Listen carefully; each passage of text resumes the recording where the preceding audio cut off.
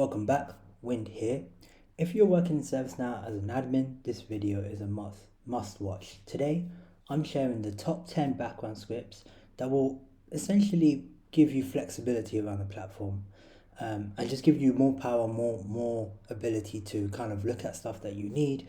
And we'll go through kind of the top 10 background scripts that you should be able to know and also use with flexibility and ease. So a quick reminder around background scripts, they run instantly on the server, so always test in a safe environment first, and we'll go over some kind of best practices at the end. So let's talk about when to use background scripts. So essentially, if you want to bulk data updates, data cleanup and fixes, debugging and testing, or even just quick reporting or analysis. Now there are other ways to do this, obviously looking at the list view and conditions, but sometimes a script is required if it's complex logic, or if you want to just get kind of a list view, kind of list pointed out very quickly. So we'll go over some kind of what that would look like for some of these cases. So let's talk about some of the top 10 useful background scripts. So essentially, retrieving sample records. So this is used and perfect for quick data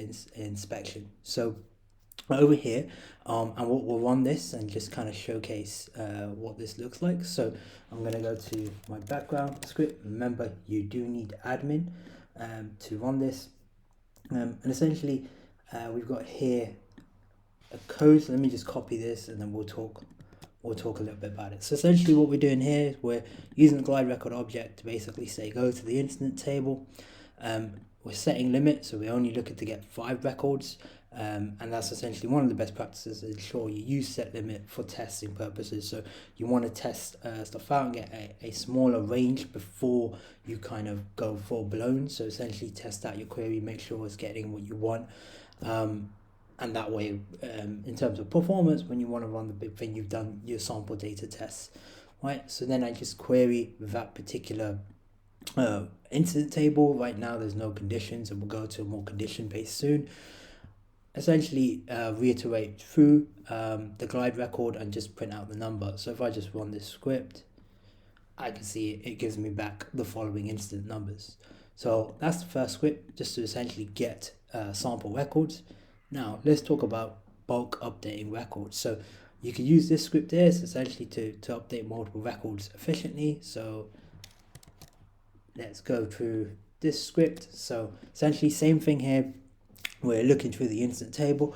At this moment in time, we're adding a query to see which incidents are actually active, and we really only want to update active incidents or active records unless there's a specific requirement to update inactive records. Now once we query that, we again reiterate it using that while loop, and then we're just going to go and look at setting the priority to 2 and update. So I'm just going to go run this script, and I'm not setting a limit, so essentially this is now updated 21, and if we go to the following 21 incidents, click on that particular incident.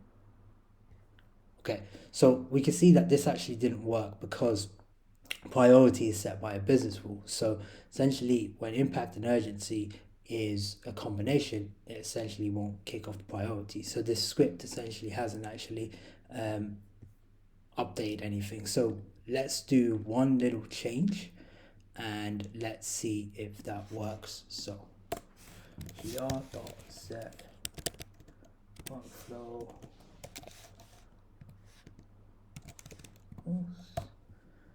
Okay, let's run this script.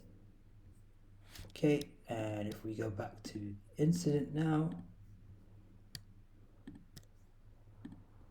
and we can see now the priority is 2. So just want to confirm that set workflow can be used to essentially override some of the business rules that are kind of preventing essentially some of the data changes, but just be warned to do when you're using set workflow, be very cautious with that, because there are sometimes you do need business rules to run, so you should be very aware of what you're doing. Also, when we talk about set workflow, through the business rules also trigger the notifications. So setting any updates where you're doing comments, if you don't want those to go out to a wide range of users, using that set workflow to false is a very good line to essentially add for those expected outcomes. Great, so let's go into the next let's go to the next script. So we've got delete records in bulk. So this is to essentially remove unwanted records. So let's essentially copy this code and we'll talk about it. So essentially what we're doing here is we are going to go to the instant table again. We're going to add a condition where state is equal to 7 and essentially then query that, and while we find anything, essentially delete the record. So before we delete the record, let's just print out what records would actually be deleted. So if I do js.print and then we do gr.number, okay, let's do, okay, that should do it. And then all we do for now is just comment out that line of code with the kind of the double hashes. Let's run this script. Okay, great. And we can see here this is essentially the incidents. So let's take a look at one of these incidents. If I go back, okay, let's try it.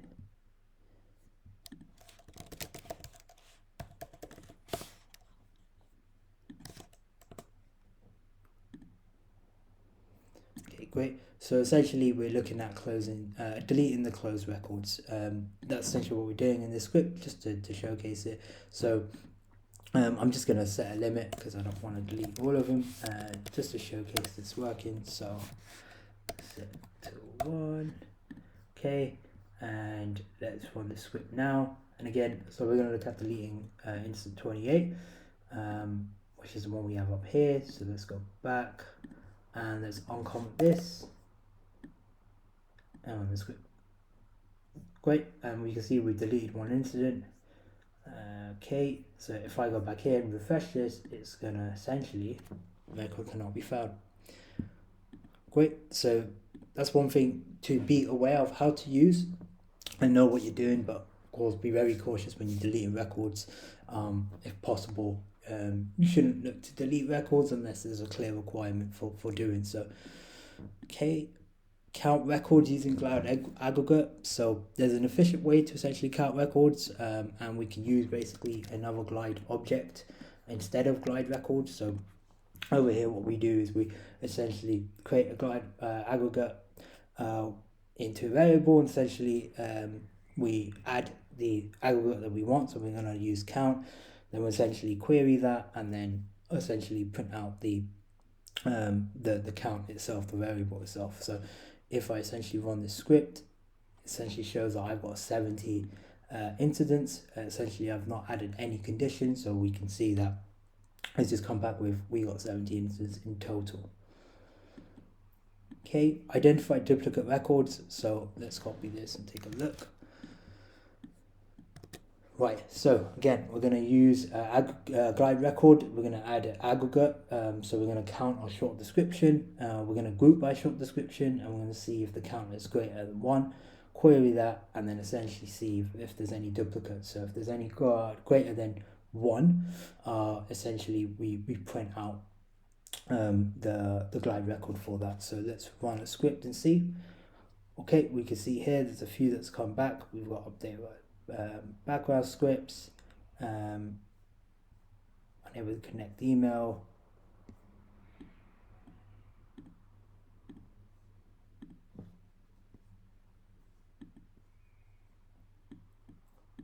okay, let's go to the next one. So conditional updates. So this one, essentially what we're doing here is we're going through all the instances of priority 1, querying that, and then while next we essentially say if it's not this state, then it's equal to the state of 2, and then essentially update it.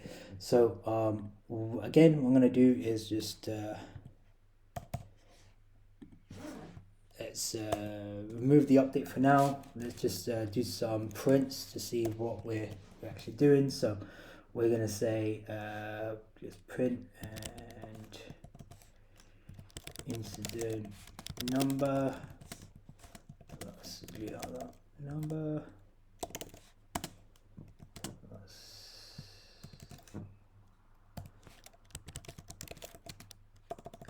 just do state before state. Okay, and then we do GlideAggregate. Right, and then we will just do the same thing.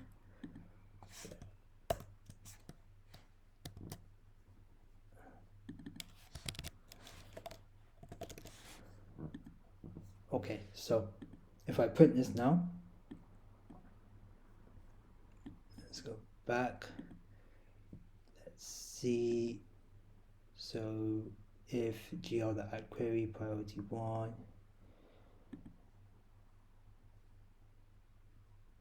GL.query y, GL.next, GS.print some number, GL.number, so it's not finding any that is priority 1.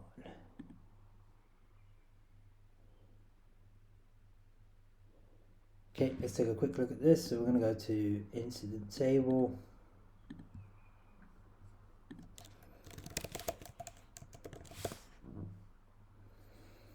Okay, right, and okay, so we don't have any priority 1, so it's probably why. So let's just see if we can change one here. Okay, right, that's this, save. Okay, right, and then let's run this now.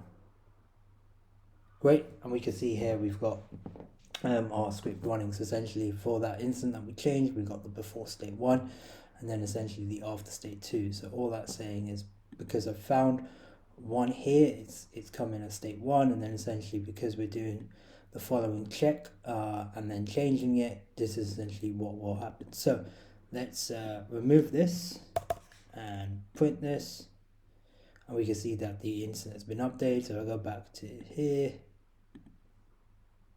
you can see priority essentially has gone back to 1. Oh, actually no, it stayed in 1, and again that's because of the business rule. So let's just go back and do set workflow to false. Okay, let's run the script. Great.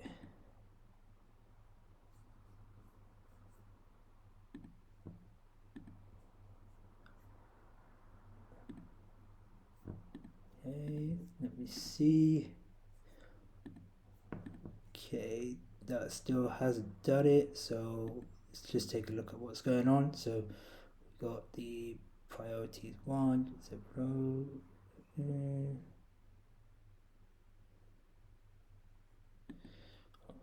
Oh no, it's changing the state. So yeah, we're just moving to in progress. That's fine.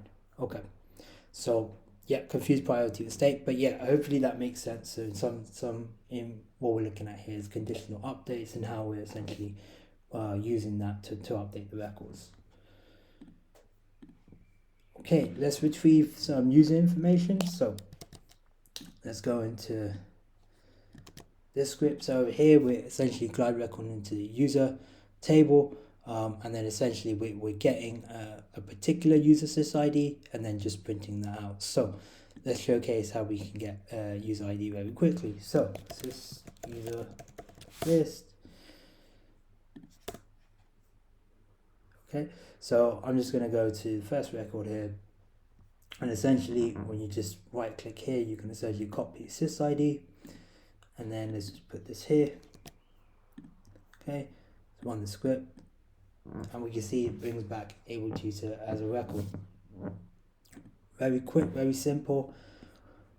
Right, script 8. So let's go to fix empty fields. So we go back to this script here. Right, so for this, essentially what we're doing is we're adding a null query. So we're seeing if there's any data that is empty. It shouldn't really be empty just based on our analysis. So we look at incident where short description is empty, and essentially query that, and then just add a short description. So let's do, now we'll print just to see if there is anything. So just gonna very quickly put just that for now. Let's see if anything comes back. Okay, so we got no instance where short description is empty. So let's very quickly see if we can quite want just to test this. Right, so it's a list. Okay, let's just see if I can move this. Okay, and has that done it? Yep. So now if I run the script, I can see, yep, instance 02 has come up. So let's just uncomment our update. Let's run this script. And then we should see now a default description has been added. Great, let's go into the next one. So limit query results, I think we've gone over this a bunch of times. But again, just to showcase this, so when we query it, we can set a limit and essentially query, and then we can just print out the records. So I won't run that because essentially we've done that quite a few times. So let's go into the next one, debug script execution. Right. So we over here, what we're doing is we're essentially going into the instant table, setting them one querying, and essentially we're just trying to print out to see if if there's any results back. But really what we focus on is the debug messages here. So we're just checking if the script started, if it's finished. We could add one to say it actually found numbers, but also, you know, essentially because we got one here. So let's just showcase what it looks like. So we can see here we got some debugging. It just helps us to understand what's going on in the script. So using that, essentially GS print, just to kind of log out those messages, is really, really useful. Great. So I think that is essentially all the scripts that I wanted to go over. There is one other thing I wanted to showcase. So when we talk about conditional updates, I wanted to show, if you're not too comfortable with scripting, there is another way to essentially build out these condition bases. So I just want to very quickly show that. So firstly, you can essentially build a condition here. So essentially what I've done here is I've shown matching on priority, and I've got my query on top. And let's just do some other kind of stuff. And so if I do equal 1, let's use equal 2, and then what I'm going to say is show me the ones that are not closed. Okay, so we can see here we've got like 38, and then maybe I want to show you just some software. I'm just trying to build out the condition. So we can see here, this is the 8 I want to focus on. So what I can do is I can copy query from this, and one tip, you want to make sure that you do it right at the end, because if you do it here, it's going to copy this query up till here. So you just want to do what conditions you need. So if it's right at the end and that's everything you need, just copy query at the end. Now what we could do here is instead of doing add query, and let's just comment this out. Right, what we could do here is gr.add encoded query, right? And then just in this, do that. Now let's just print out what we get. So we are just gonna go print.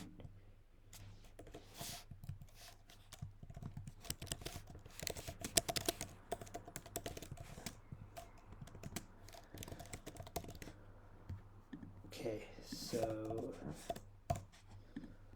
right, let's run the script. Right, and we can see it brings back the incident numbers. So it essentially does the same thing, but you can build out your query, copy it, and add it in. So really, really good tip for those that, you know, essentially want to build a script, build a condition outside without scripting, and bring it back in. Great. That's all the scripts I wanted to show. Let's talk about some best practices. So always test scripts in non-production environments. Use filters to avoid like large queries, and you could use that add encoded query that we showed as well, just to kind of build out your data set.